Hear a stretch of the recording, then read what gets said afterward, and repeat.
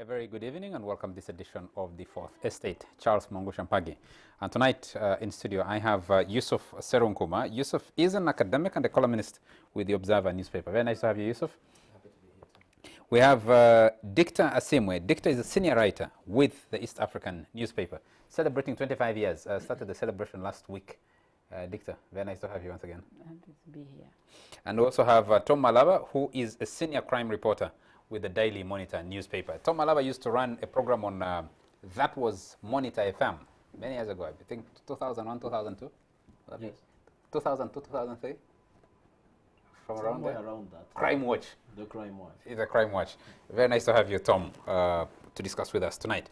And we've been investing a lot of money in procuring CCTV cameras.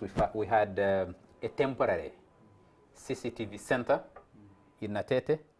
That police station, which was burnt down in 2009, then rebuilt at a cost of about 100 billion, I think, and hosted the CCTV camera center for some short time. Now, the president at the weekend, last week, just this ended week, he inaugurated the actual headquarters in Naguru.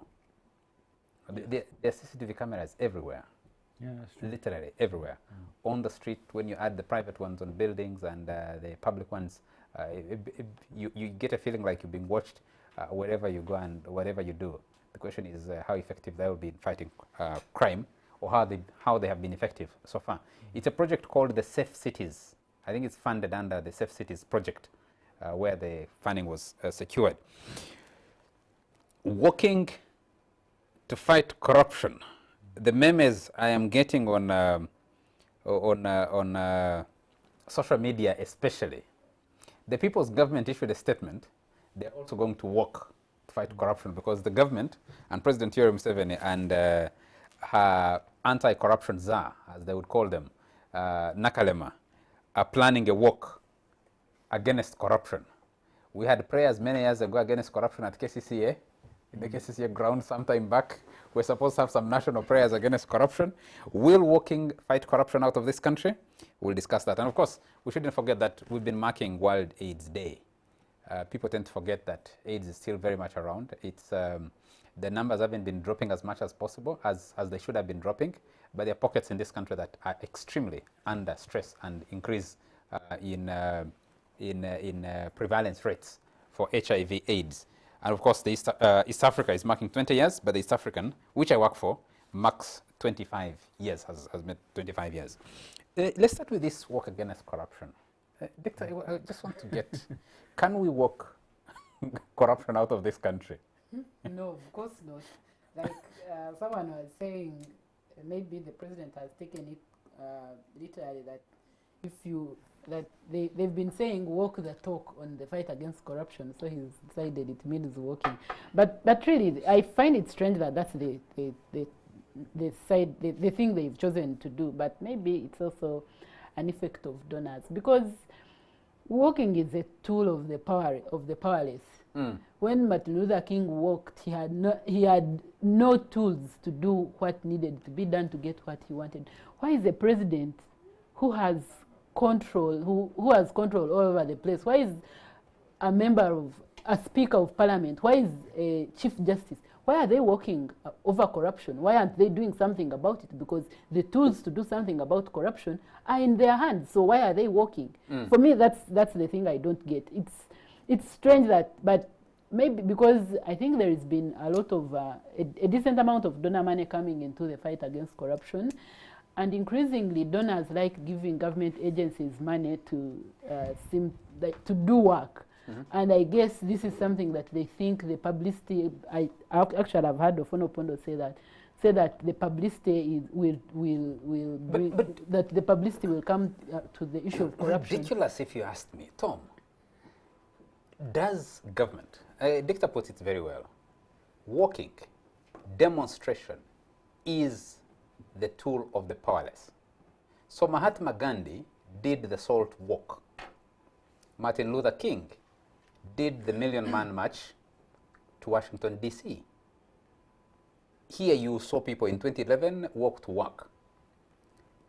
If the president who has the powers to fire and hire by the Constitution. I need to check how long Betty Kamia's book on the powers of the president arrogated to the president, because she was providing the powers given to the president by the Constitution, and she thought that was the problem.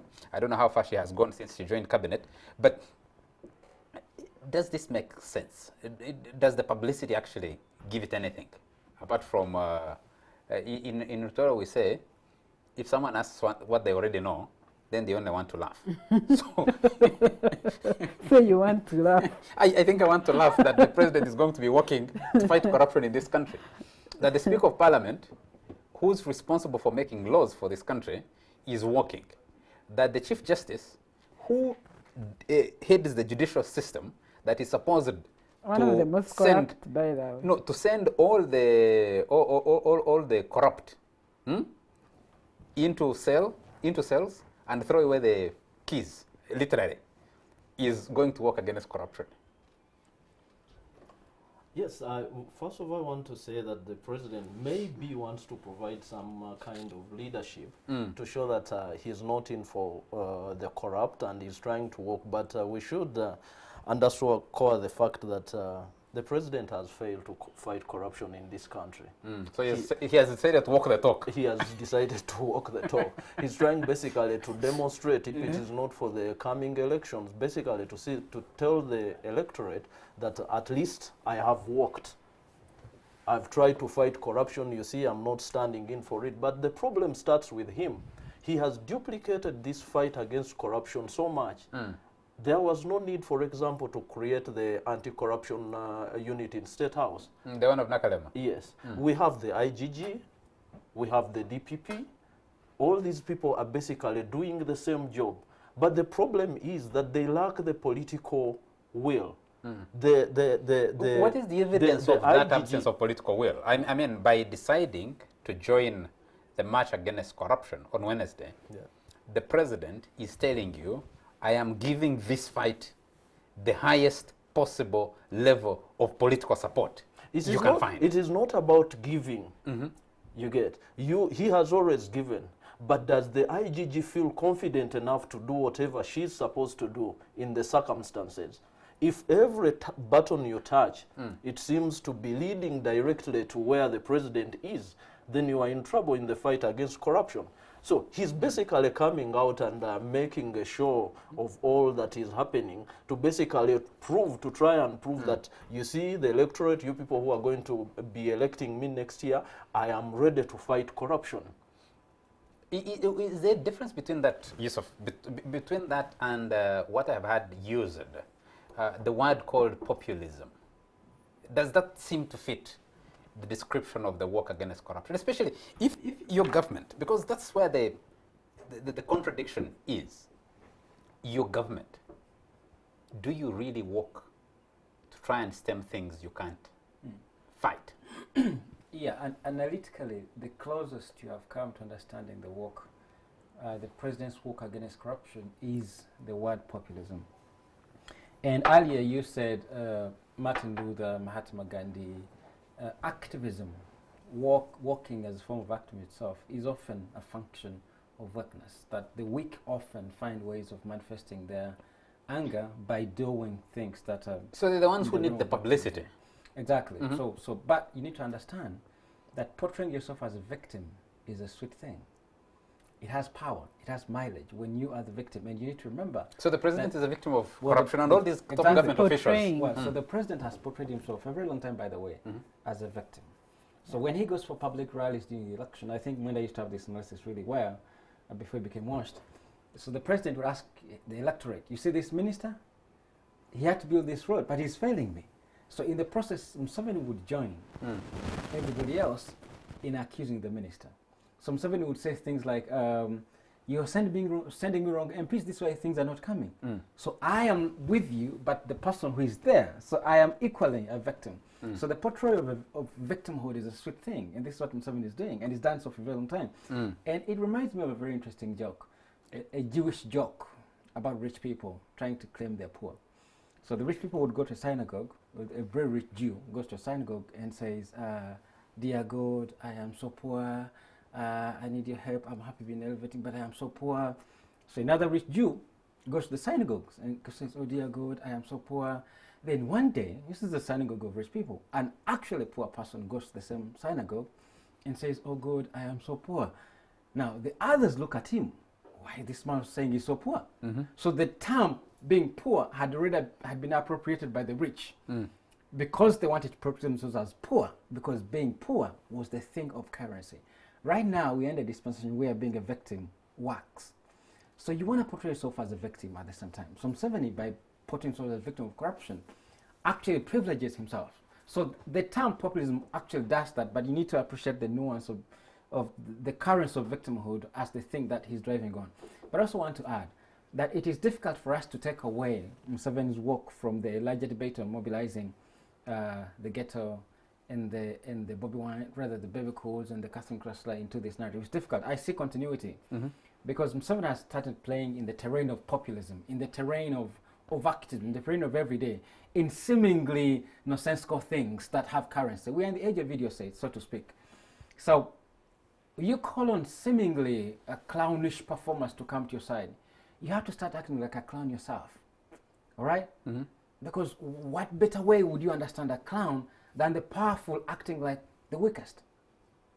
So we're in this terrain. You need to understand in the political dispensation we're in that victimhood and being a clown has currency. I'm afraid of using the word idiot, but the entire craft of idiocy has currency now.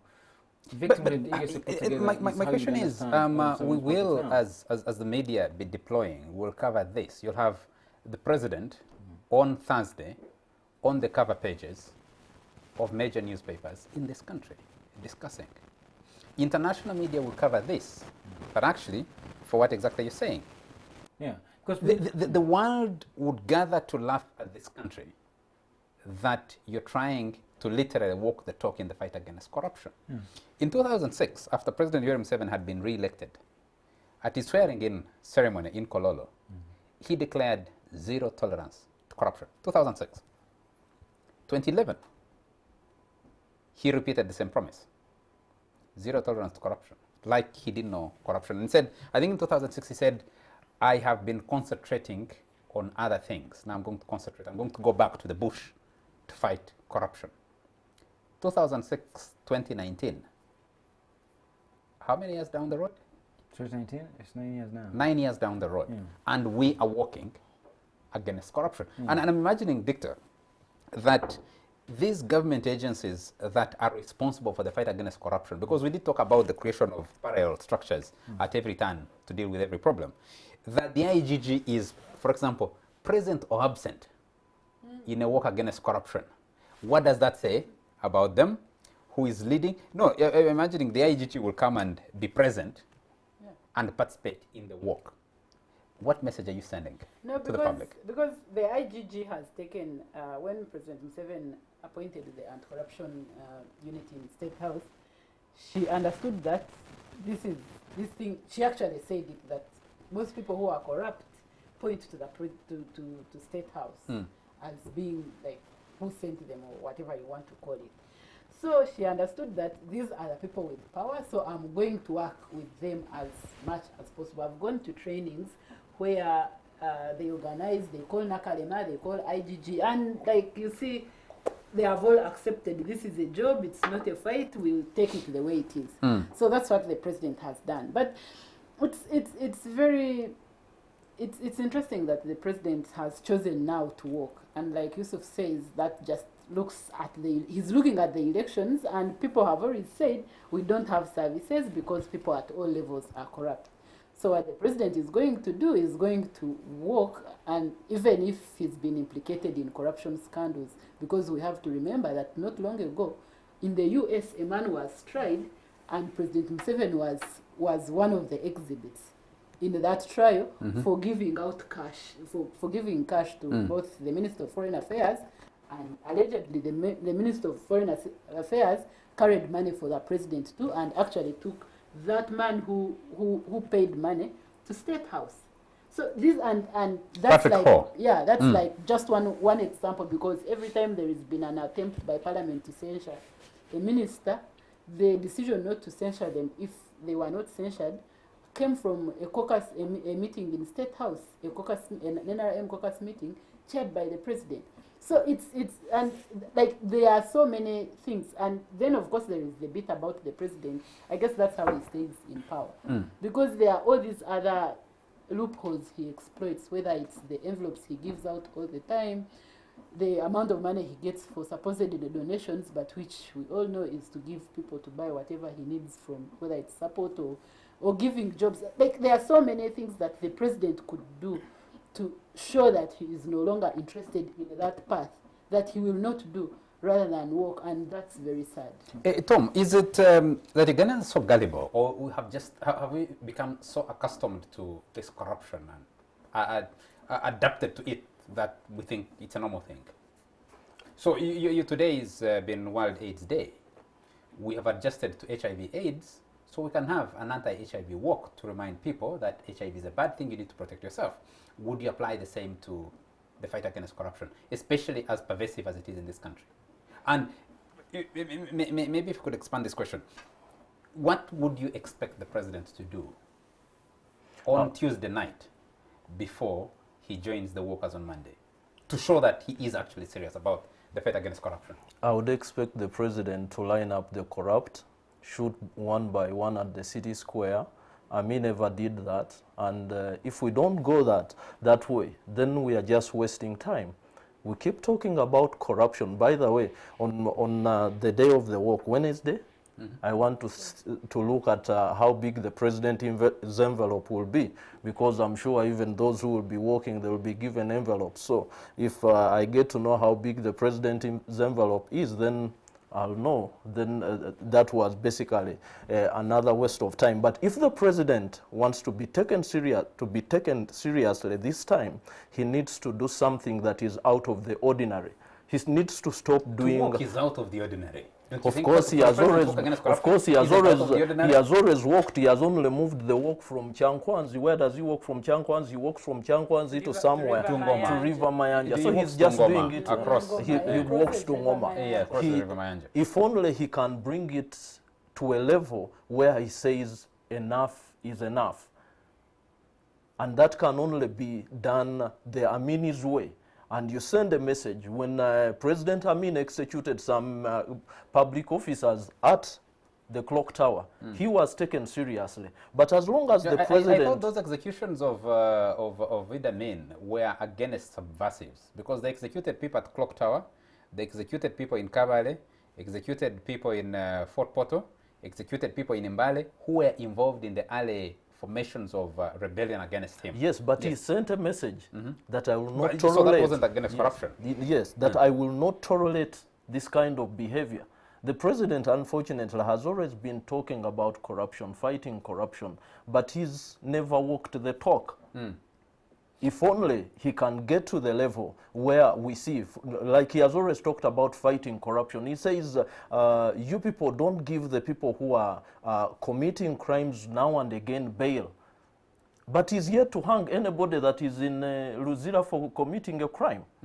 As long as that still remains. He said he's going to review that. He hasn't executed anybody since... I believe you guys are calling for it. No, what I'm saying, Tommy is calling for it, but I don't believe in those executions. But the last time we did was the group of the Sebirumbis. Yes. Yes. But those were political convicts. It is not about calling, as Dicta says. People need action. When you are saying that so and so is corrupt, what have you done to so and so? As long as so and so continues to receive the money he receives and continues to get engaged into the things he has always done, even under the nose of the president, then you are not doing anything. You can walk as many times as you can, but as long as you don't send a message that now it is time we act or never, then you are not doing anything. Yusuf, he was referring to presidents or leaders who have resorted to execution as a demonstration. The one I would remember immediately was Jerry Rawlings when he takes over power. So he picks all this group of former ministers who he believed were involved in corruption, bad governance in Ghana, and puts them on a public square near the ocean and executes them, shoots them. And then you have like a reset of governance and leadership, on the leadership question in Ghana, to what you see today, that someone can lose within a margin of less than 1% a presidential election and actually exit State House. Yeah, but you're speaking to a moment of revolution, right? We are just resetting the clock. Here we're still working with some person. We're not resetting the clock. Rawlings was coming on the scene. He wasn't part of the entire corrupt system. I can tell you, I think there's something can happen in this country. I mean, if you become president after Museveni, you may want to execute all the corrupt that you know, right? And there will be cover for you because you are a new face on the... But like everybody said, corruption is Museveni himself, all right? And I think we're asking the wrong question because what we're doing mostly, I believe most of what comes as analysis is confirming that Museveni is corruption himself. I think we should How do you mean? We should take that as a given. Because, you know, we can cite as many cases to show that the backstops with Museveni himself, right? We have many of these Museveni cases. will tell you, under my leadership, just a moment, under my leadership over the last, it will be 34 years next month in January, because this is December, it will be 34 years next month. He will tell you, look, this is the journey we've been able to move. I have enacted laws to fight corruption. I have established institutions to fight corruption. That my government is the first government to establish an office of the IGG. My government is the first government to establish a Leadership Code Act. My government is the first government to establish an Anti-Corruption Act, which was amended. If you read the text of the Anti-Corruption Act, 2012, I think, 2012, is much stronger, would actually, on its own, eliminate corruption in this country if it was implemented to the letter. So, and President Museveni has presented himself as the revolutionary since 1996 because he looks at this country as having been reborn in 1986. So you're saying Jerry Rawlings was a revolution. What do you call President Museveni? Well, I mean, you He's can, presented it but as look, that. look here, I remember arguing one time here that we're a symbolic country. We live in this idea of symbolism. We have, I think, the best formulations of what could work in a civilized society, right? But all of them are symbolic. I gave you the example of a mayor in California who had a minister of symbolism, that everything they wanted to do had to have symbolic performance in the society, even when it was actually in existence. This is the tradition of Uganda. We're a very symbolic society. We have these small bombardiers. We know we don't really need them, but performatively, they put us as a country which is on the rails. I told you that autocracies under the present dispensation across Africa, they work within the technocracies of democracy. They work within the cover of democracy to perpetuate their reign. We have a parliament, right? It's functional. It just removed a cap for a man to run for life presidency. We have a judiciary. It's functional. They had a performance in Mbali to confirm a life presidency. So we have these performativities of seemingly civilized democracy, institutionalism, but it's just the facade. It's the show. I wanted to challenge us here that we need to ask the question, why the drama now? Because this is like we are on the stage. Why the drama? That's an interesting question for me than proving whether I'm still corrupt or not. You answer the question. We're the fourth estate. We're trying So to help. We're trying to why help the drama? our viewers out there to understand where this comes from. I'm actually looking for the next thing. I'm ready past the walk. I'm looking for a show against corruption. I'm telling you, Balaam is going to organize a show against corruption. So we should be looking for these performativities of seemingly we are activists in our own way trying to fight what we actually should be fighting in the ideal world, right? So wait for the show. Maybe we may even have a car wash. I don't know, maybe from 70 to have more funds to fight corruption. I can tell you. So we are in the terrain of the spectacle. The spectacle works. Let me go back to basics.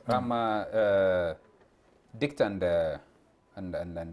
Tom, you're sitting in the newsroom. The thinking, the appointment of this anti-corruption unit under Nakalema. Who is Nakalema? How does she transform herself into, how does she become the anti-corruption czar based in State House? What is the process that creates? No, because she was already in State Yes, House. And no. She was in State House doing something else. Yeah, connected. Then, yes, That's and then the only, she gets appointed.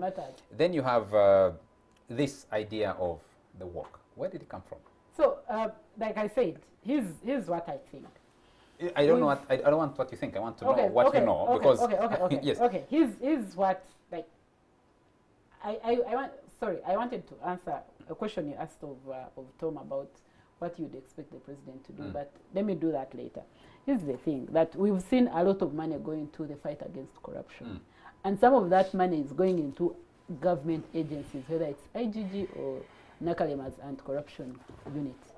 So these kinds of things happen in that arrangement. There is donor money. Some of it can do this to bring the focus to corruption.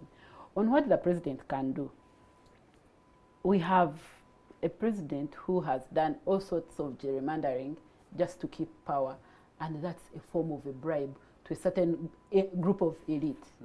So if you ask me what you would want the president to do, I'd say let him cut the number of advisors he has, because the truth is he knows he does not need those advisors, he does not use them. It's a bribe to keep those people happy wherever they are. So let him cut them so that we have the money going to something else, going to health, because he's supposedly working against corruption because he knows Ugandans are unhappy, they are not getting the health services they need, and part of the problem they know is corruption. And when the corruption, in the past what he has done is to then go to a rally and humiliate a district health officer or someone like that. And because he's been doing that, I remember in 2011, yeah, when I covered the story about the president blaming everyone else but himself for the things that happen in Uganda. Like he will say, you know, all these people around here are a problem. I didn't even know about all this. So that's what he's been doing. But that method is tired. You can't keep claiming every year that, you know, I For the didn't know. 2011 campaign, So he actually was lining up public officials, Yes. especially those who are running the NADS program. So he would line them up. I remember somewhere in Masaka or Luengo, calling up all these officials and lining them up and putting them to the public and saying, this one I'll go with, I'll take them with me because they're not doing what they're supposed to be doing. And that's the problem. So let's have that. That's the second thing we would want. Let's have a parliament that actually serves the people.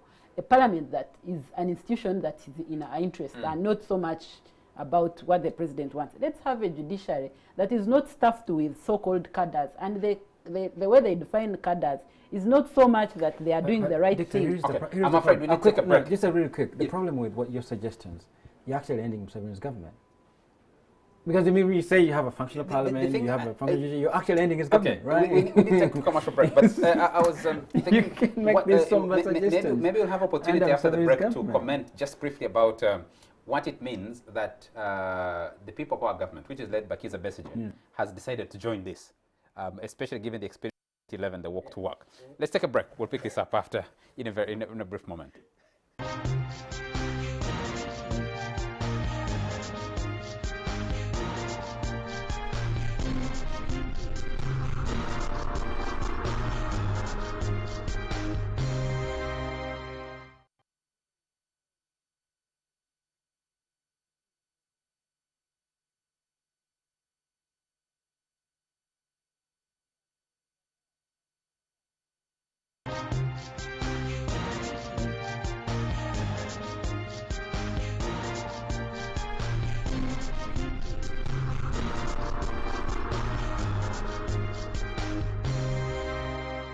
You're still watching The Fourth Estate. And if you're watching us, go to our social media platforms on Twitter and on Facebook, and if you can on WhatsApp discussion groups.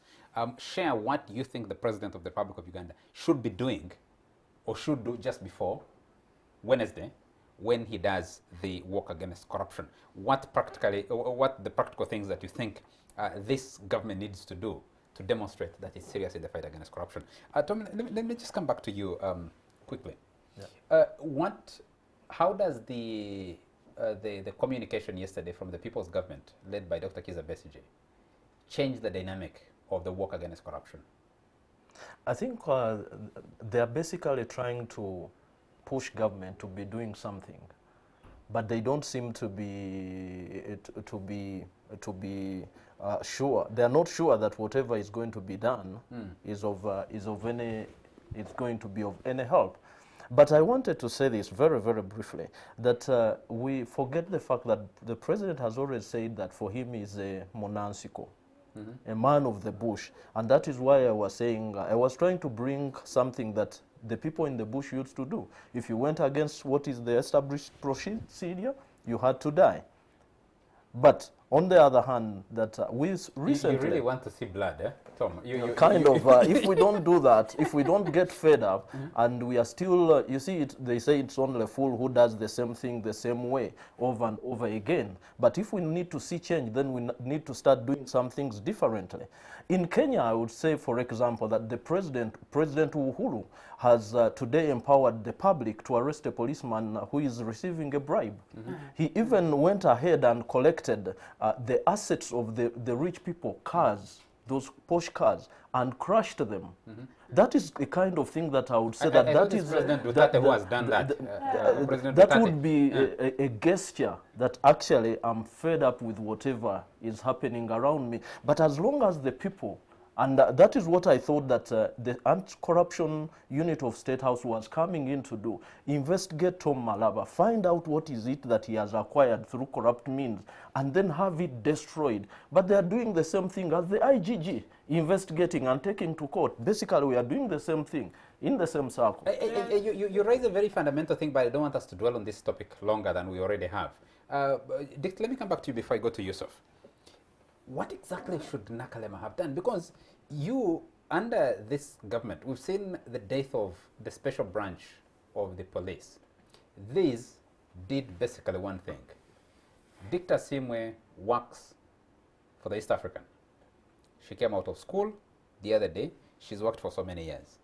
Over the last period of time, no, they will intercept information that Dicta purchased a house from Yusuf Serunkoma at this cost. And then they go back and investigate and write their report. And some of those reports were found. Some people have been unkind to the change and the death of the special branch, for example, have said the intention was because there was so much information that the special branch was holding against people who are running government that they needed to get access to those records and get rid of them.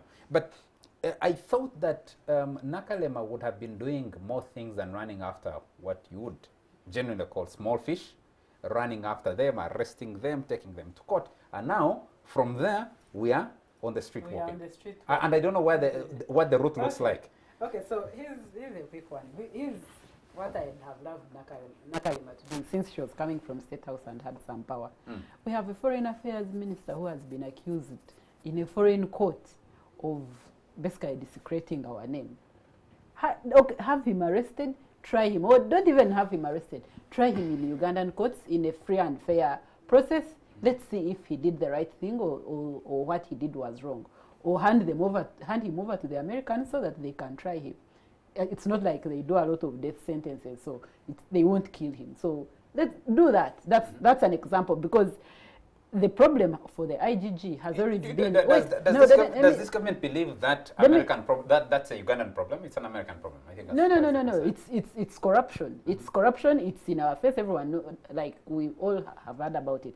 But also the thing you're saying about investigating individuals, the leadership code gave us an opportunity. You go, you say, I have this, I have this, I have this.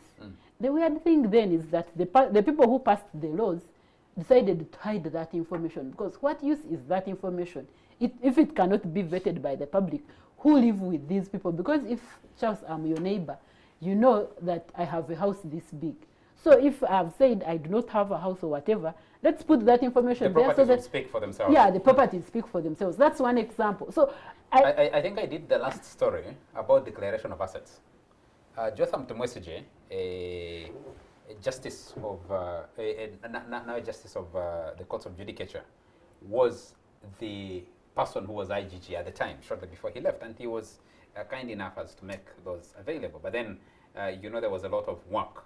I think cabinet met and decided that declarations were not for the public and that they shouldn't be revealed, because people went and protested and said you can't put our information out there. And since then, I don't know why the IGG collects that information. In this studio, I have asked one of the deputy IGGs, Bamgemerere. I've asked him and said, why, George Bamgemerere, I've asked him, why do you collect that information if you can't use it to prosecute? The last person to protest about those declarations was former Vice President Gilbert Balebaseka of Kenya. who said they are running around, they are photographing my pawpaws and my pineapples and everything. What are they looking for? That interview he gave to Conrad Nkutu at the Daily Monitor some years back. But otherwise, you ask yourself, so leadership orders, what does it mean? What does it do? Who does it serve? I said to a friend one time that in this country, the prosecution of the crime is the story, not the crime. If you say if you built your house in a wetland, if you're accused of corruption, the accusation is the story, not the nature of corruption that you got involved in. Because everybody in this country is involved in one crime or the other. Now, the moment they check, we start investigating your criminality. That is the story. So we need to ask, why are they checking his criminality? Because everybody in this country has a crime, right? So if you ask Nakalema to start with Sam Kutesa, you are technically asking him to investigate Mr. Museveni. I mean, that's next to impossible, right? So you need to go for that. But I'm going to return to the point I said. We are a very symbolic country. We love the symbolism of appearing to do things. So you go to the small fishes that can be arraigned in the public domain so that you look to be doing something. And then there you have it. But Charles, there's a question we forgot along the way. The story of the people power government also saying people's government. People's government. You know, there's people power, people's government. Yeah. Sorry, my bad on that one. Yes. But here's the fun part. If there were two revolutionaries in the spirit, the victims, the actual victims, if the people's government were the actual victims of this government, they would be joining the perpetrators of the violence or corruption in the fight, again, in the walk. If I were KB, Obed Nambos, or whoever, I'll be joining Museveni's walk. I think that's what they have announced. They said they're doing the normal thing. They're doing the easy thing that they know police is going to stop them. They're moving from Katonga to the Square. No, what they're saying is this call is not just the walk involving the president and the top government officials. It is a walk. It's announced across the country. Anybody who wants or who is tired of corruption can join in, and they're joining in their own way. But look, here is the funny part. So they know, but the map spelled out is very known. The consequences are known. They know they're going to have running battle with the police, and they'll be covered, and some gens will be beaten. They know that's going to happen. We need to move on. Here's the unique thing that would have happened. The uniquest thing they would have done, join Museveni's actual walk to Kololo, where they are not allowed. Mobilize as possibly could, because Kolo has been cordoned off for a very long time for only Museveni's use. Now he's invited them. He's given a chance to them as actives and victims to do something, to work against corruption. Walk to Kolo with him. So KB should be standing, holding hands with President Museveni, exactly, walking against, or behind, Okay. No, and if I we need to move on. But gentlemen and lady, we need to be fair to Sam Kutesa. The American government has it within their powers to sanction anybody they think is.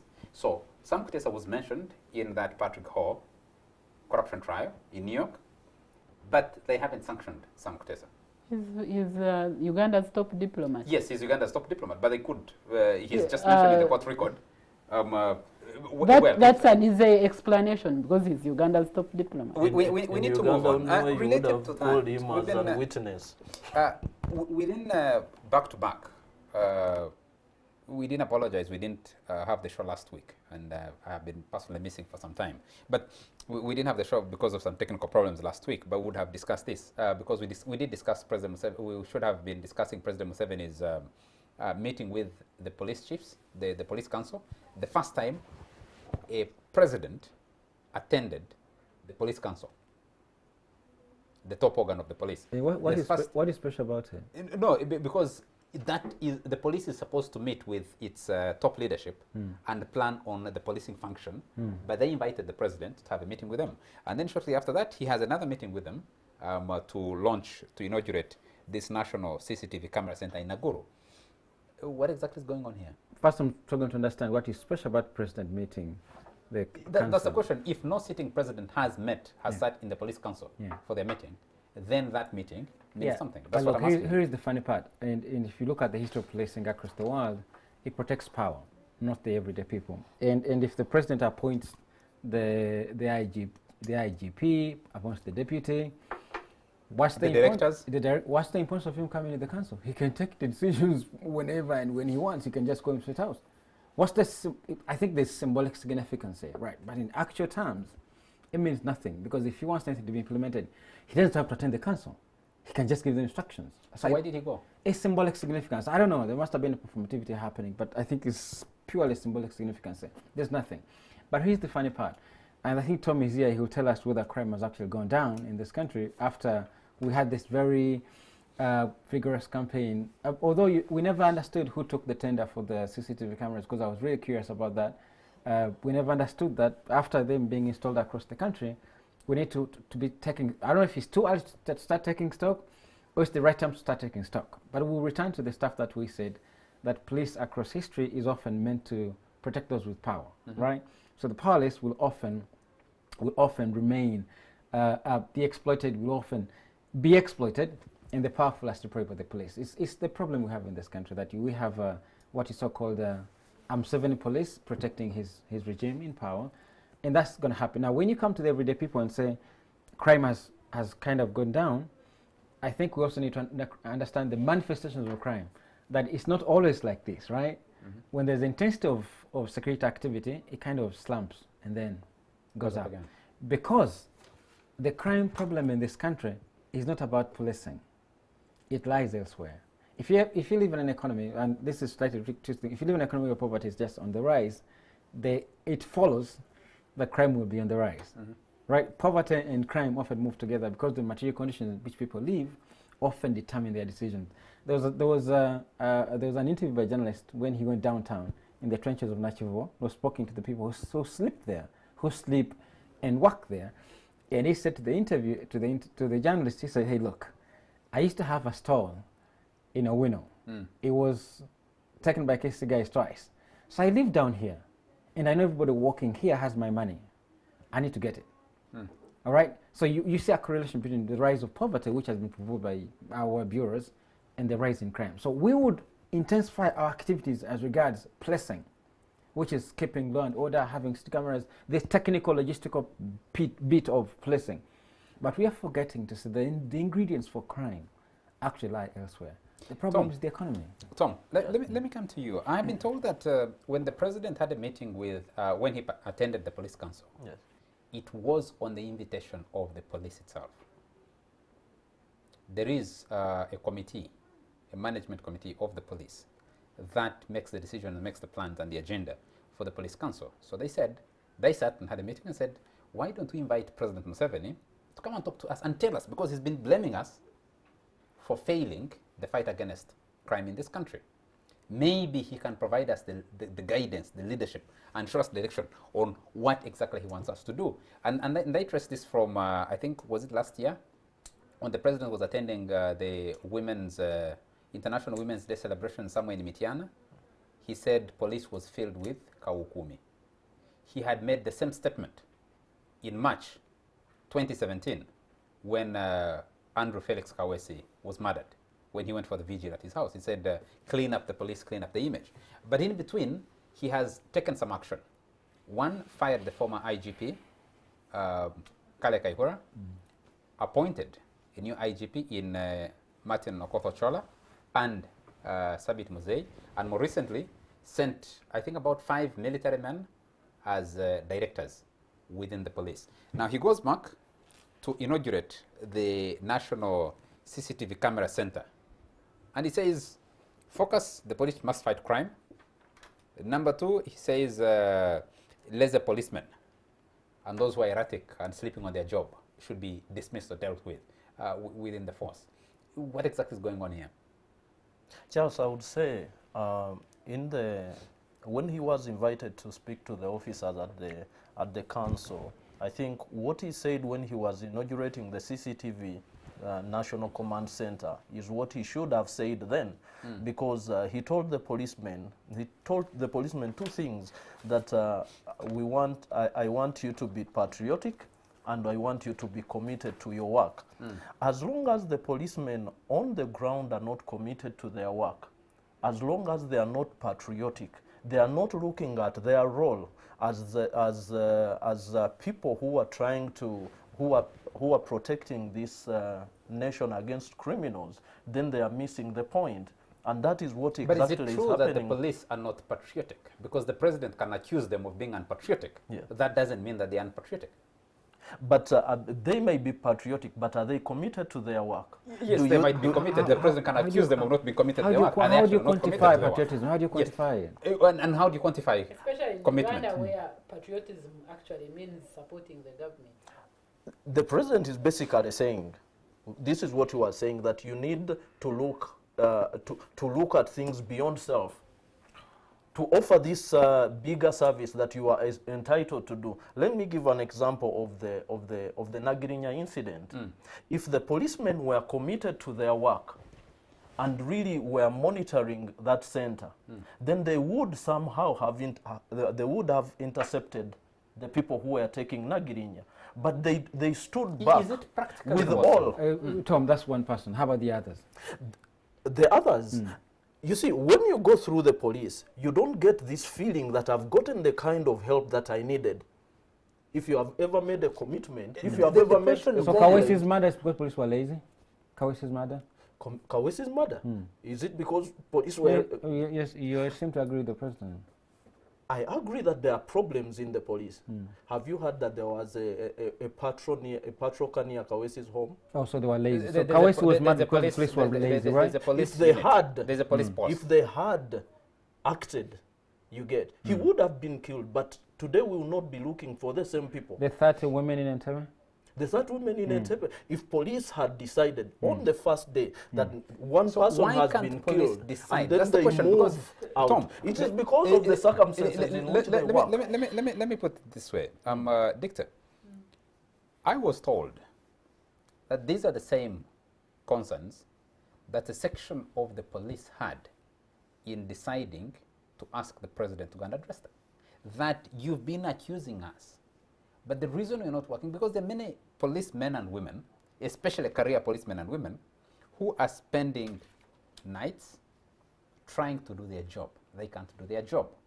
The president holds the keys to them being effective in doing their job. I moved with a policeman yesterday. He was reporting for guard duty. So I saw him walking from wherever he was coming from. I have no idea where. I just decided to stop and check him because I appreciate the work that the police does. And he tells me, I am going to guard. That is patriotism. I'm reporting for duty at a public facility. He was going to guard a court. And we moved together. And he began saying, but you see, I've been serving in the police for the last 12 years. So I said, so you came in just after Kaleka had been appointed IGP? He said, yes. And so what are your plans? And then we begin talking about what he has planned for retirement. And he says, but you see, you plan for retirement. The salary is so little. I get 450,000 shillings. And this 450,000, after it's been, you chop it. No, they are not. They don't think they're taxed. Yes, you pay off a loan. They are compelled to contribute to the police circle, and they don't know what happens in the police circle, how their money goes, and it's like by the time the bank has taken off some of the money. These are practical challenges. This is a guy you're putting to guard a facility overnight. And Tom and the And presidents then are accusing them you of being go, lazy. and then you're the president. Because I've seen you what go and say, those who are capable have done. lazy policemen or those who are erratic on their job should be dismissed from the force. And you tell these same police, you tell them, you are filled with kawukumi. And the question was, with what kind of spirit, with what kind of motivation from our leader, the command of the armed forces, do we go to work? So the leadership of the police invited the president to meet the police council to say, tell us, sir, what do you want us to do? And some people have traced this a little back. 2001. 1996, 10 years after President Museveni came to power, he had a major problem with the police. Said initially they wanted to dismiss the entire police force and recruit it afresh. 33 years down the road, the government of President Museveni has been able to retire everybody. It wanted to retire within the police and recruit a new police force. It doesn't seem to still work. 2001, President Museveni contests and loses at every police barracks. Tell you what works in this country. And he says, he announces and says, if I contested against a cow at a police barracks, I would lose. And he says, these policemen are supposed to be taught how to vote. Now, Tom Malaba here agrees with the President Museveni and says, these guys are short on patriotism. Okay. Is that the problem?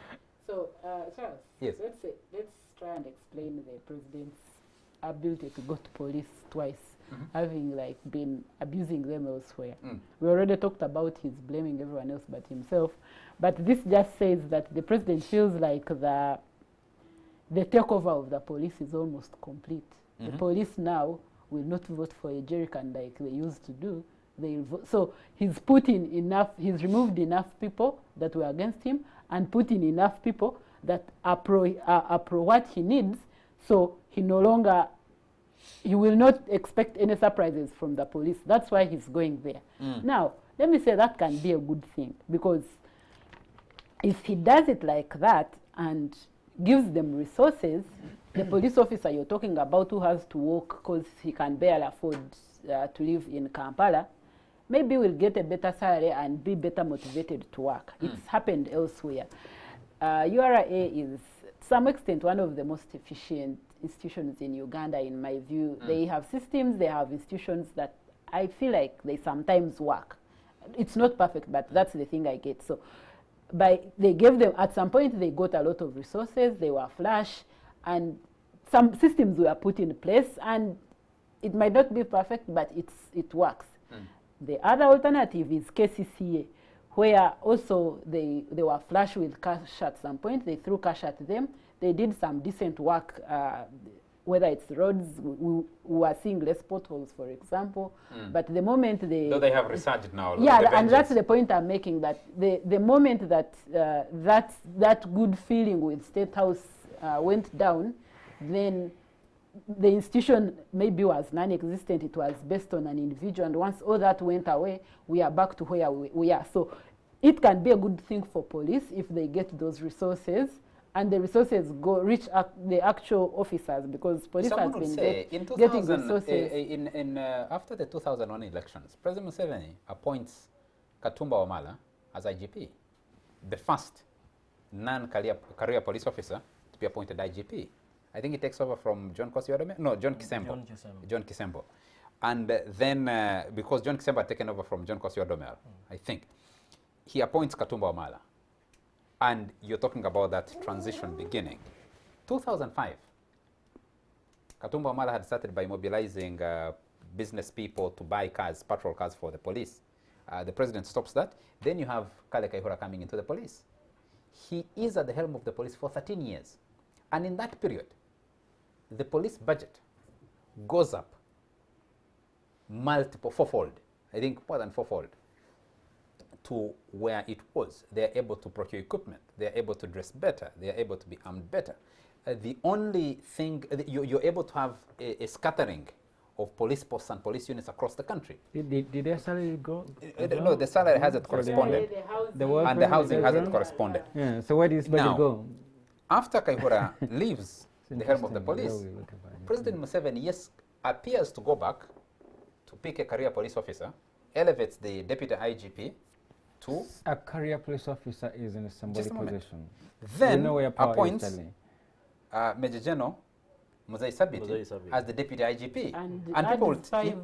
Yes, and then adds others. Other directors. So they take over. That's what it is. Yes. So why is the police still dysfunctional? Yeah, because it was never really about who is in charge. It's about the lack of systems. We already talked about this. So you reward a police officer for going on the street and beating up a protester who is protesting against Museveni. You do not reward a police officer who successfully provides the evidence to successfully prosecute a case. So if that's the case, if you have, it's better to be seen on camera beating a protester than doing your work. How then can you expect that it will be different, that the police will think it's better to do the right thing? Let's take a break. When we come back, let's take a break. When we come back, we'll be moving on to another topic. We'll be right back. Another topic. I just want.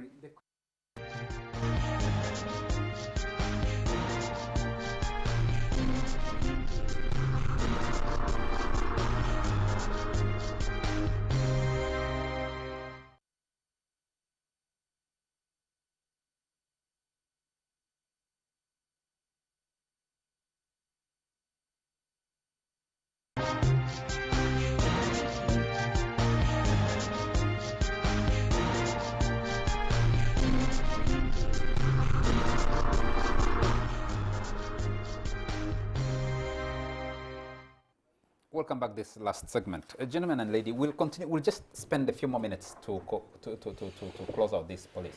Tom, during the break, let me start with you. During the break, you're telling us about an experience where a police officer touches it to his own pocket to pick out money to investigate a crime that was successfully investigated and someone was actually jailed. And Dictor here was saying, who do you reward? Is it the guy who's going to say, we have 10 cars to deploy at Namboze's house in Mukono. We have another 10 patrol pickups to deploy at Semu Junganda's house. We'll deploy at Arias Lukwago's house. We'll deploy both in Kasangati and at Katonga Road to block. Then we'll deploy somewhere where does Ingrid Turinawe stay. All those, there will be sufficient police to stop all those from joining the demonstration against corruption, the walk against corruption on Wednesday. But when it comes to tracking actual killers, do these men and women working in forensics, working in other investigative units of the police have the resources they need to do their job?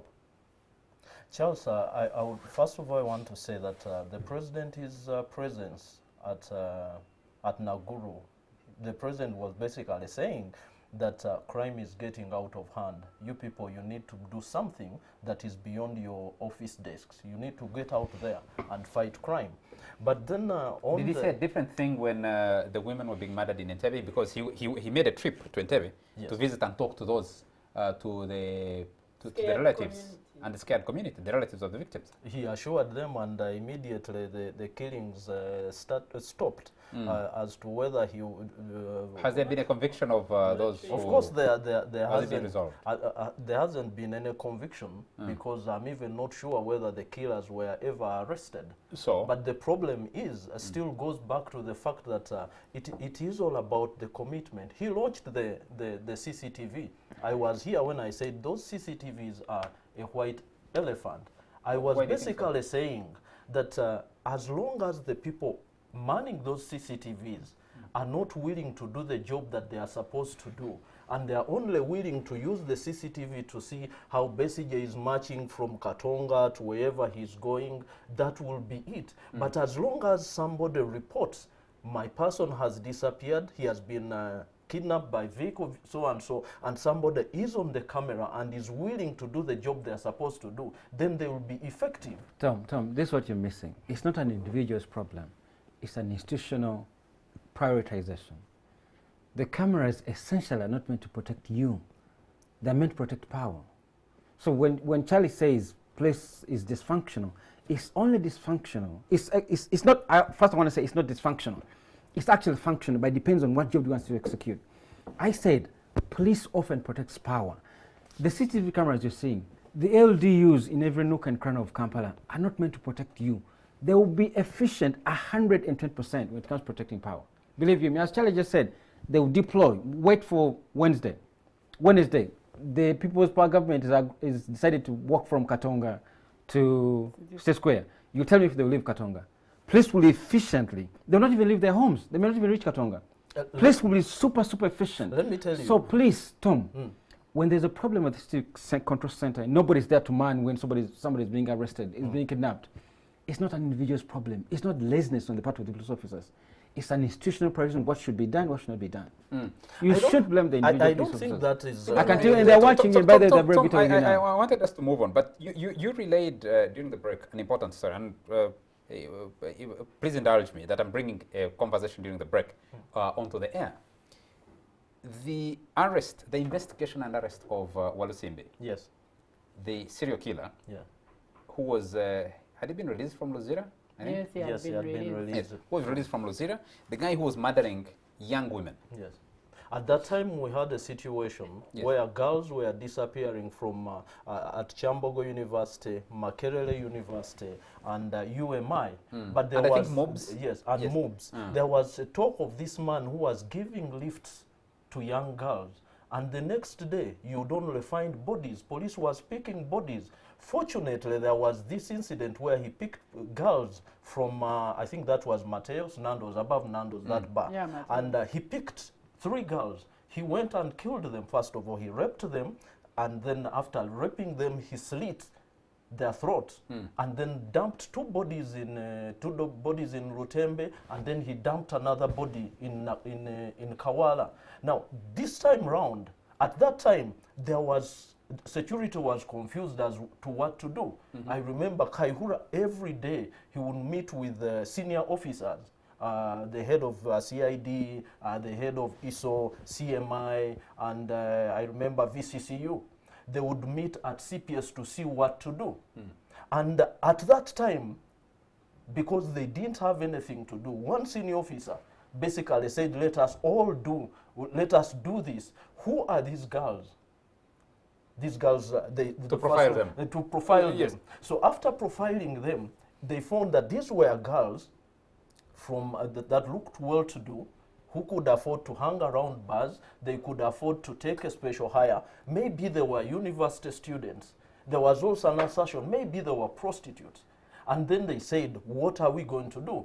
Let us go to bars, let us go to special hire people, and that is how it happened. And this guy, at that time when they were trying to do that, police at that time did not have money. And there was this officer who said, okay, if everything, let everybody do whatever is in their means. And he told me during an interview that what he did, he had money, 300,000, he had pulled off his account, which was his personal money. He called up operatives together and he managed to tell them, this is the money I have, but we need to do a job. That is the kind of officer that I'm talking about, that he puts everything above self, and then he goes, even his money. But Tom, what you're saying, this is heart-rending. We cannot accept. Okay, it's very cinematic and it's appealing, right? This is heart-rending in a way. Yes. That you have a police officer who picks the balance of their salary from their ATM and gives it to other fellow police officers to investigate 300,000, he said. A serial killer. Yes. Terrific. Who in one incident has murdered 3 young women, dumped their bodies, and you end up succeeding with getting a conviction. And you're saying the institution... There was no conviction. He's actually surprised that with all the evidence that they gathered, this man still came out. No, but Tom, how does this help us to think about all the women that are being murdered in this country? The thing is, how does it help us put this in context? The thing is, there is a commitment that is expected of these police officers, and that is what the president was basically saying. My question is, you need to be committed to doing your work. The thing is, you want us to believe that officers are not committed to doing their work? If this officer, if they can't do an extra mile, you're speaking to celebrity officers. Tom, the ones that are gentlemen and ladies. I'm really struggling to put this together. To run Tom's story into my head, it's very cinematic, right? Of the Republic of Uganda, when you Inspector General of Police, whether you're Kaihura or Martin Okothochola or Sabiti Muzei, do you again go back and blame these officers for lack of patriotism? Because you didn't have 300,000. Actually, of course, they needed a lot more. So the guy who pulled his personal money and those who accepted the little money to still do the job, do you still blame them for lack of patriotism? Let me do for being unserious about their very job? briefly. Yes. Recently, Walusimbi has just been arrested. I can tell you that he was arrested within, I think, less than a week of committing the second crime. He picked girls from Station Road, drove them the same way, took them along Entebbe Road, drove somewhere and robbed them. This time round, when he had been seen on CCTV, this time round the police moved quickly and started following him. They tracked him down and managed to arrest him in a very short time. You get. Now, if it is any other criminal, can we get that level of commitment? Can we see that? What takes out the commitment? We need to move on. Dexter, your last word on this. No, for me, I can't believe Tom is condoning this thing. So we have resources to do all sorts of things, arrest service, barricade people's homes and so on and so forth, but we can't have money for a crime and then we are talking patriotism. That's not patriotism. That's I don't even want to be in a I don't even want to be in a position where I'm talking about an officer taking money from his pocket to take care of state business. That's not acceptable. But And- there is a problem. and What does he yes, do? yeah. He's Is a it that the career state doesn't have policeman. money? The- No, is the it that the point state doesn't is- The have money? state has money, point is- but So the why is the president money- is The point saying is the it is president not all should be about ash- money. No, it is. Charles, you've always said that, Tom, you've been Tell me. covering crime since You- 2001. Now you're Do contradicting you yourself, think Tom. that You're contradicting yourself, Tom. Yes. The man just said he pulled 300,000 from his wallet, Yeah. and then you're saying it's not all about money. you can do Gentlemen, something? gentlemen and ladies, we You need can we do need to something. move Look, on. there's We no need to move money on. to cater for your policing. I'm afraid. There's money for political policing. You need to understand that. I'm afraid we need to move on. Let me just say this before we move off this topic. The traffic police has deployed in numbers all over these areas. I think they're doing a good job to try and make sure that as we go into December, people become crazier. And I think they're doing a fantastic job because we have a lot of indiscipline on the road, a lot of carnage on the road. We have some of the highest numbers globally of road carnage. And I think what the traffic police is trying to do now to ensure that you have send drivers on the roads is an important thing. When they did deploy on the Operation Fika Salama, you had an end to the carnage that was At least a happening. reduction. Yes, a reduction on the carnage that was happening on what had been renamed Massacre Road. Massacre, as in killer, mass killing road. And so let me take this to the discretion to commend the police and say, I think they are policemen and women, traffic and other departments that are doing what you're talking about, pulling out personal money to resolve public problems, but state business, committed and to the do state their is blaming them for not being patriotic. I just find that hard to fathom.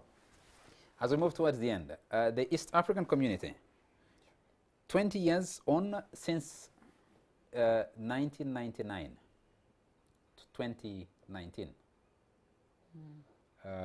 20 years of the East African community. It's struggling to hold its summits. They are always late.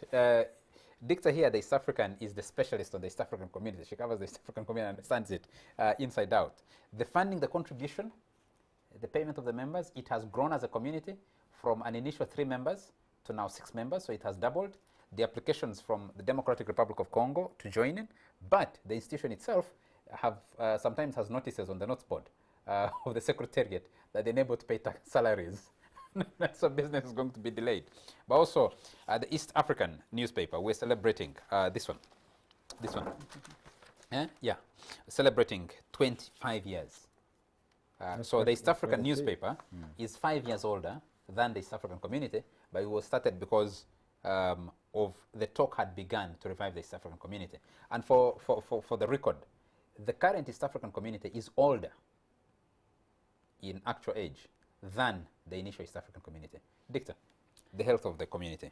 20 years on. So when they were reviving the current East African community, one of the things they said was that the East African community in 1977 failed because of disagreements with leaders.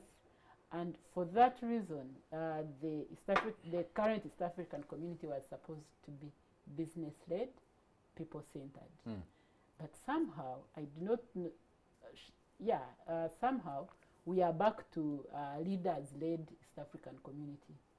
And let me say that, and people have accused me of being mean towards the East African community, but let me just say that most likely this one will collapse too, because the problem was diagnosed. It was the lack of people and business in the community. These guys took over, and as usual, that's how Africa generally operates. Instead of then making it people-centered and business-led, they again made it leader-led. So that's why the issue of payment. The average East African, you'll never see a demonstration, even activists or whatever, you'll never see someone demonstrate because Uganda has failed to meet their dues to the East African community. Although Uganda is one of the better performers. Is the best performer. Yeah, yes, because President Museveni believes in the idea of the East African community. When Burundi was trying to eject their leader because he was staying in power, the East African community gave him a way out. They basically imposed that leader on the people of Burundi. When he was trying to manipulate the constitution so that he could kill. Yes, they gave him a way out and said we shall negotiate. The African Union tried to overthrow the East African community thing, but somehow they failed because they had given him a lifeline. Today, Though he has indicated that he'll now leave. He will not yes, participate in the, but the that next election. doesn't matter. A few months later, because African leaders always have to blame someone for their problems, he wasn't paying dues to the East African community, and the people of Burundi are not interested because that's a Nkurunziza project. They have no use of the East African community, and that happens over and over again in our countries. A leader closes Would the borders. people have the powers to force their government to because meet its obligations? So let's say the people are powerless not to, but you'd have some activism, you'd have some interest, you'd have people discussing this thing, not as a matter of scoring political points, but as a matter of this is serious, we need to do this. But over and over again, the Secretariat, the people who work within the East African community arrangement, have failed to center the people in this agenda. And for that reason, and people will say, Rwanda is the problem. Rwanda is part of the problem. But the real problem is that which was identified before the community started, the failure to center the people and business. And that means whether they limp on for a few days or whatever, the East African community is going to end. We can only thank God for the few achievements we've had so far. You have one border stop. One-stop border post. One-stop border posts. Yeah. Okay. So for me, you have movement across most of the region, the 5 countries, with an ID instead of. No, not all of them. It's Rwanda, Uganda, and Kenya. Yes. They are the only ones where you can move with ID. Because with Sudan, Ugandans at least still have to even pay for a visa. So those have not been done. And other places you have to fly with a passport. But but I also have to acknowledge that these are much better. The other day I was reading a crazy West African story. You cannot go through, say, cross from Ghana to Nigeria without paying a significant bribe. And from what I've read, you need like 5 different agencies. You have to pay bribes to 5 different agencies to cross. On top of the official fees. Yes. So, so I am not saying the East African community has done nothing. So we are going to just thank God and hope to God that these advantages stay after they collapse. But for sure, the things that were supposed to be done have failed to be done, and therefore we are coming towards the end of the East African community. Okay, let me just have a comment from you. The place of legacy media, the East African is 25 years old. You work for the East African, which is a title under the Nation Media Group. You're asking a monkey to comment about the forest. You and I work for the East African. Yes, if we can, we should. It's a very selfish question. It's a very selfish question, right? Ask us who have no interest in the East African. She might be afraid of being fired if she says some unpalatable thing, I'll write her down. Yeah, he's my boss. Dicta will be dicta. I know she will do service to this one. No, but you see the uniqueness about the kind of institution we work for is that we have the freedom and the latitude to say what we want to say, because we can't demand those standards of other people without demanding them of ourselves. So let's hear from her. Let's hear you. Yes, let's hear her. I'll restrain myself. Whatever you say, Pray, those 3 under the bus. So the dicta shoot. I mean, it's been a good opportunity to learn because for me, really, I went to the East African when I was fairly new into the journalism field. So it's been a good opportunity. Having said that, the producer asked us a question about the place of legacy media. From around the 90s, legacy media, and especially newspapers, have been struggling. The problem is, while the West has turned their corner because they realized it's not possible to milk a business without innovating. I mean, now, guys like the New York Times, the Guardian, all those Financial Times, they are making profit because they then invested in innovation. The problem for us here is that we are not investing in innovation. We are not investing in diversity, for example. That's one thing. The other day, people were talking about the picture of the managers of NMG cutting cake for the East African. And you had a picture of old men cutting cake. So no young people, no young women, no women. And this is a country I can of explain. young people. I can So, explain the Ugandan version. Just a moment. No. The ladies were taking photos with a smartphone. Did you promise to restrain yourself? The old Just men, Okay, I'll restrain myself. the old Charles, men might have cut, but they, no. they never have Charles, eaten. Charles, that was the NMG board, at least in Uganda. And that just tells you all you need to know, that at management level, you have old capitalism, which in my view is not very healthy for a business that wants to stay over a long time now, in charge of making decisions. As a result, for example, one of the go-to areas for newspapers to make profit has been to cut on the number of employees, cut costs, and so on and so forth. And people have joked that one of these days, these people will cut jobs and cut themselves out of business, because the smaller you get, the revenues become smaller. Yeah, you might have profit, but in the long run, you're dying if you're not growing revenue. So Okay. those are things that Let me have some should people be say reflected some upon. good things about us, about both the community and the East African newspaper. Tom, start with the community and then comment on the East African newspaper. So that I'm fired early. Charles, you still belong to about National Media Group, so we'll still fire you. The East African community, I want to say that the people have tried, people are trying to do, especially in the area of business. They have tried to take business across the borders, leave alone the incident of smuggling. Whether it was actually smuggling or something else, we are yet to know. But then we ought to appreciate the fact that we still have egos playing in different fields as far as the East African community is concerned. If those egos were just eliminated, I think the people can effectively take advantage of what is happening. And as you said earlier, that in Uganda, the situation is much better. We are really in the East African community. When people from Tanzania come here, they feel much safer. They can do business as easily. But how do the Ugandans who go to Tanzania feel when they are doing business? As long as they feel that, because the last time I got to interact with people doing business in Tanzania, they say there comes a time and they close the borders. They say no more exporting of food. Maize, especially. As long as somebody feels that it is not safe to do business across, then the East African community will basically remain on paper. But as long as the people are willing to move, they are willing to use the national ID. It's not lack of willingness, Tom. It's not lack of willingness.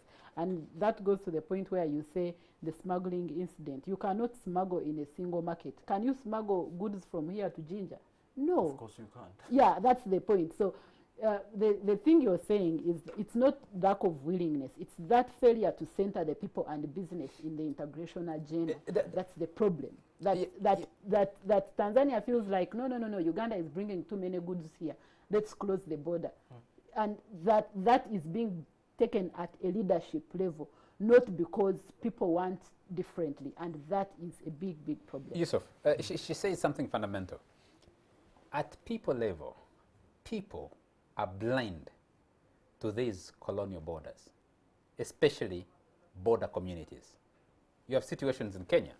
A guy has a family on the Ugandan side of the border and part of the family is on the Tanzanian side of the border. In 2006? I think 2006 elections. Not one.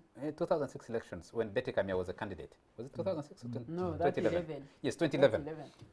When she went campaigning, I think in the Mbarara area, is that around Bukango somewhere, she strayed into Tanzanian territory and ended up holding a rally and actually had people attend her rally on the other side of the border. Yeah, because the border is an invisible line in the ground for the egos, as someone has put it, of the leaders. Yeah. For the community, for the border people, if you're grazing your cows, you tie, if you're grazing a goat, you tether the goat on this side and it crosses and begins eating grass on the other side. It doesn't really matter. It shouldn't really matter. And the idea of the East African community was supposed to achieve exactly that. But what you see in practice, the Uganda-Rwanda border has been closed since February 28th this year. It hasn't been opened. The border between Rwanda and Burundi has been closed. for longer. For longer. Tanzania has been deporting not just professionals, but also herdsmen from Kenya, sending them back. They sent a large group. Also to Uganda. Yes, they sent back a large group to Uganda, which was resettled somewhere in Chiaka, refugee too, came through. These kinds of contradiction. President Museveni and President Uhuru Kenyatta were in Karamoja trying to negotiate cross-border movement of pastoral people there. You go fly into Kigali or fly into Nairobi or fly into Dar es Salaam or Arusha, and you're being asked, so how long are you going to stay here? I'm thinking, when I go to Jinja, like she said, or go to Mbarara, go to Fort Portal, no one is going to ask me how long I'm going to stay. So if I am an East African, why are you asking those questions 20 years down the road and you're tempting an East African community? Yeah. I mean, you're going to go back in our history to understand this complex. But first, I want to make a comment that when Betka ended up in Tanzania, somebody joked that she's the only candidate who has actually campaigned for the presidency of the East African community. So, you know, I think that's a kudos on her part. But, you know, the diagnosis was wrong for why the East African community collapsed. And I don't think it's because the intelligentsia around the dream of the East African community don't know, because they know. The East African community never collapsed because of ideological difference between the leaders of the time. It didn't. It collapsed. The collapse came out of the Cold War. America was so concerned about socialist Tanzania that if Tanzania was socialism under USSR's control, America was afraid of the entire region becoming socialist, being under the control of Tanzania, of USSR. That's why they were jittered about the move to the left. So the about his move to the left. The collapse. So they agreed to collapse the institution that built the East African community together. So that is how the community collapsed. They worked on our weaknesses. Exactly. So now, every time we say, but we need to get the diagnosis right, because there lies the genius of the community. Because the early community grew out of the anti-colonial struggle. The anti-colonial struggle, we had a common enemy, colonialism. So we were bound to build as a community because we had an enemy. Now, we have failed to find a model that reconstructs our common past. And that it has to be very tangible. In the struggle against the colonial governments, we had things that we shared across the border that were singularly in one country. So the best university was in Uganda. So the rest of the region had to come to Uganda. The base was here. Telecommunication was in this country. So the best equipment as regards telecommunication was concerned was in this country. Air transport in another, and something else in another, right? So we had things that we shared that made us dependent on another country. So there was mutual interdependence. Now that is gone. Okay. But that Okay. was... So I'm afraid our time is out. So can you just summarize and we get out of here? Every country constitutes and sees itself independently. This is why the claim for people-centeredness is going to take a long time unless we turn to the diagnosis and see how did this people-centeredness get crafted in the anti-colonial dream of the East African community. There was an idea we needed something from each other. Just make the East African newspaper. I think it's great that you guys are celebrating 25 years. You know, if you look at the print of the East African, the graphics is fantastic. The print looks much better than all the prints on the local scene. The stories are deeper than the stories you get. I think because you've had a tradition working on them for a full week. And sometimes I think you have money to contract people to work on stories for more than a week, maybe a month, researching a single story, which I think it elevates you above other dailies and weeklies. The closest in this country we have is The Observer, which actually does a bit of insight. It takes someone slightly deeper than the other local media. But I think you score on so many fronts. You have some of the best opinion writers in the region. On the continent. That I'm not known because I don't read the continent, but I think in the region, I think you have, we would look forward to reading Dr. Goloba, Eyakuze, Charles Onyangobo, you know, like you make sure, and you had the best bylines, I think so. Dicta, the time you had Gaki, my friend, you know, you have some of the best lines, bylines. So there's so much in your court to be proud of. But we'll be asking, where do you guys get your money from? Because, you know, the market is struggling. How do you manage to sustain such good print, good coverage of the region, deeper analysis where you hyper to do stories for longer than normal? Where do you guys get this money? Maybe we need to borrow your model so that we can grow our local. Okay, I can say only I can only say one thing, that at least for the Ugandan media, whereas you might not talk about large circulation numbers for the East African newspaper, we're the only newspaper whose circulation numbers are not dropping. they've remained fairly constant when other newspapers have. But I don't suffered think you a get dip. your money So- from circulation. No, do you? we do sell advertising. Hmm. We make money from advertising like other newspapers. And we're focusing on the next 25 years. We are 25 years old. This Oh, so end let of me November. understand for the one who's interested in like keeping local media houses active and alive. You mean to say that you guys sustain yourselves on money from ads, Yes. and this we is do. your genius? Yes. How do you deal with that? Dicta Others has are told you failing. How it's, do you about, deal it's with about that? whether you're able to innovate effectively, you're able to manage your costs, you're able to do that. And of course, if you grow circulation numbers, you grow advertising, then you'll be able to. But you're not growing circulation numbers. You No, just said. we've been, we're not dropping at least. Other newspapers are suffering a drop. Dicta will not Which is a say problem. anything. Let's talk. We need, I'm afraid we need to move out Do of you here. pay But good salaries to him? Just yes, just we a do. quick one. I'm paid well. Dicta, and do I you don't agree? think Is Dicta is Dicta happy? complaining. Yeah, I'm paid better than if I was at Daily Monitor at least. Okay, But it's our some time company. is up. We need to get out of Management. here. Yusuf, please don't provoke.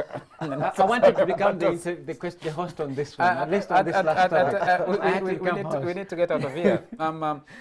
So a horrible story that came through. Many horrible stories keep coming through. The other day, last week, we were debating the collapse of Medicagua, or as on his way and where he was taken, because he collapsed near Mulago Hospital, but was taken to a private hospital, Case Hospital. And then another horrible story that came to us during the week of a young lady who goes to hospital with a different ailment and is given malaria and is given drugs that were supposed to be for another person, and those drugs have actually ended up killing her. Now, what's actually killing, what's heartrending, is that she shared her horrible experience, her horrible last days with a friend, and showed, I went to hospital, they gave me wrong medicine, I am dying. I want to sue the hospital. And you're asking the question, who is supervising this private healthcare delivery? This story of the school director who's been defiling her own children, and the Ministry of Education can't do anything because it doesn't supervise private hospitals. Who is supervising? Who is in charge of this country? Our time is out. We need to get out of here. Thank you very much, Yusuf Serum Kuma. Just a saying. Thank you very much, Tom Malaba. Thank you very much, Dicta Simwe. Thank you very much to you all, our viewers, for joining us this week and always. Thank you very much to the production crew that stay up late to deliver the show to you. And of course, thank you very much to the panel here. Do join us again next Sunday for yet another exciting discussion right here on the Fourth Estate. From me, it's a good night.